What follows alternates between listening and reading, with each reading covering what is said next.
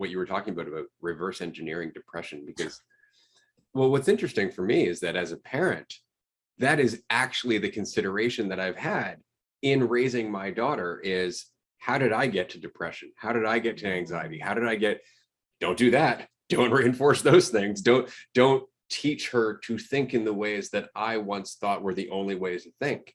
And so over time, that's been the focus. And so it's never been about identity. It's always been about, yeah, identify, see the value in it. Boost yourself up, sure. Don't take it so seriously that you start putting other people down. Don't take it so seriously that you're afraid to question it.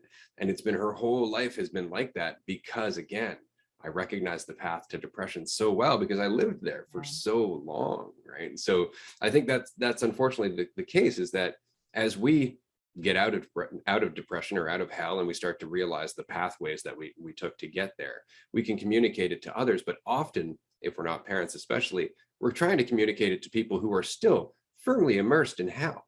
And it's Mm, because our schooling system is still reinforcing the path at mm, the end of the day. So it's up to the parents, it's up to us, it's up to people who are waking up to just be aware of it, because then it enters into every conversation we have to some degree. It's not like we're like, hey, this is the way out of hell, but all of a sudden it's like one of my clients who is a counselor was asking me, what tools and whatnot do I use in a particular situation? And my advice was to let go of all of that. Just be with that person. Just let go of all of your worries about not saying the right stuff, and just empathize to the best of your ability. Work on the connection.